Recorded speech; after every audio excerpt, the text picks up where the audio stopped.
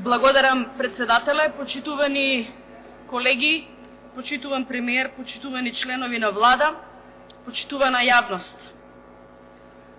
Денеска на дневен ред е реконструкцијата на владата со предлог министрите, кои што ги предложи премиерот Заев, и убаво е да се дискутира во духот на тоа како се работи и како се работеше во минатото.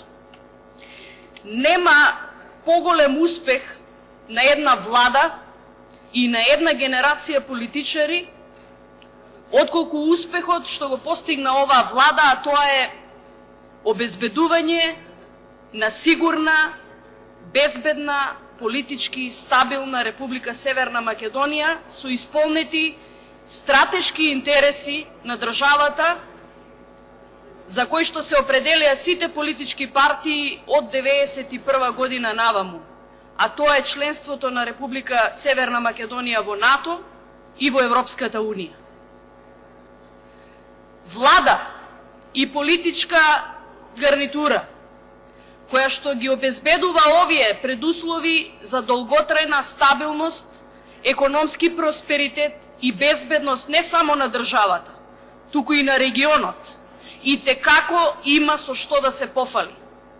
Затоа што надминуваше 30 годишен спор кој што успешно се користеше за манипулации, пропаганда и најчесто предизборно за подигање на национализмот, етнонационализмот и подгревање на меѓуетничките односи во нашата земја.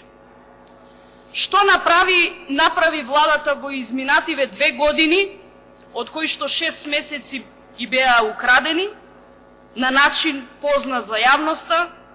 Доволно говорат бројките, доволно говорат извештаите од Европската комисија за напредокот на Република Северна Македонија кон Европската Унија.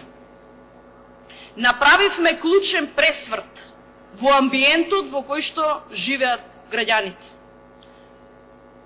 Нашето општество се демократизираше.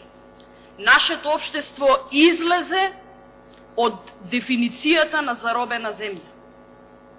Излеговме од дефиницијата за хибриден режим, затоа што успеавме да ги надминеме клучните препреки кои што ни ги укажуваа сите во изминативе години додека владееше ВМРО ДПМН на начинот на кој што владееше.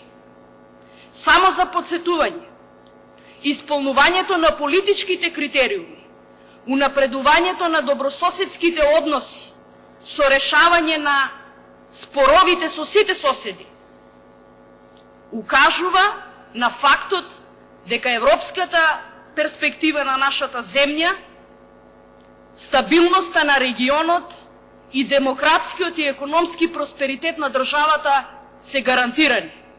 А тоа е она што им е потребно на младите и на генерациите граѓани што доаѓаат по нас. Нема веќе заложници на политички реторики, на класични националистички реторики кои што служат за дневна употреба, за билдање на партиски рейтинзи и за сето она што го гледавме во изминатиот период, а не кошташе многу.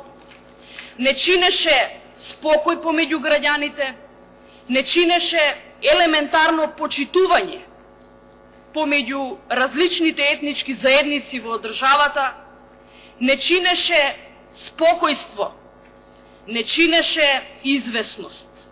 Сето тоа во изминатиот период се надмина затоа што обезбедивме темели на кои што може да почива стабилноста на целокупниот општествено-економски и политички систем на оваа земја.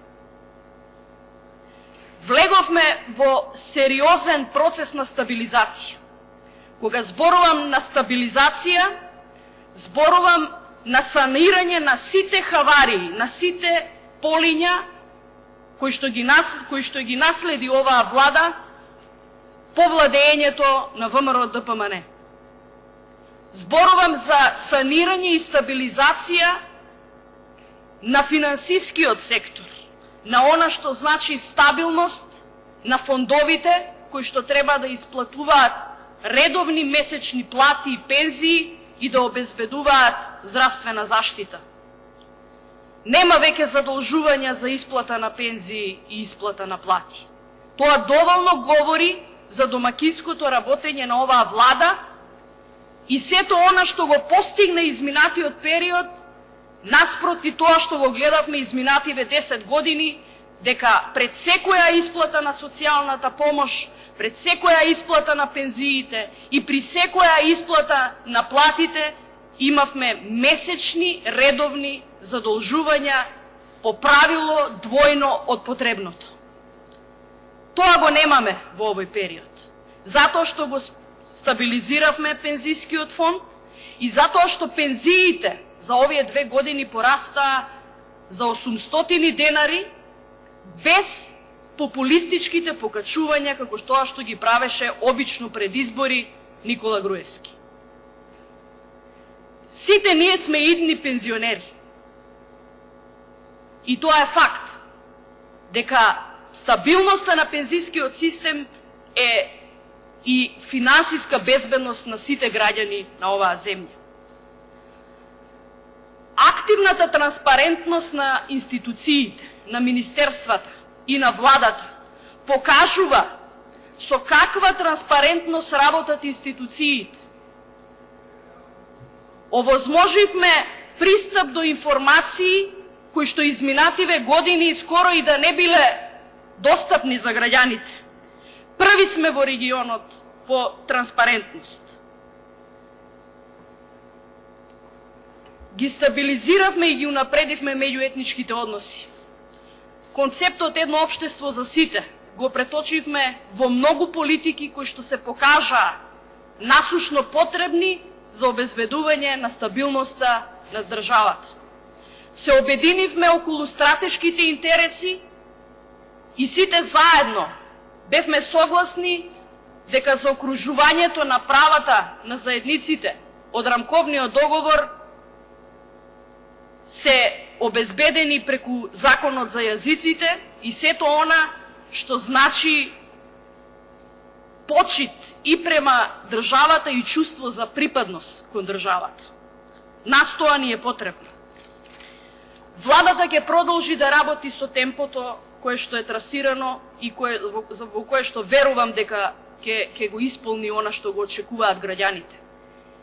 2019 година не случајно премиерот ја најави како економска година, затоа што го очекуваме почетокот на преговорите, отварањето на двете главни поглавја со Европската Унија, поглавјето 23-24, и очекуваме во декември да станеме 30-та земја членка на НАТО, што ќе обезбеди поттикнување и дополнителен максималистички прилив на странските инвестиции, дополнителна економска стабилност и вредност која што ќе ја добие оваа земја за сите оние кои што сакаат да го вложат сопствениот капитал за развој.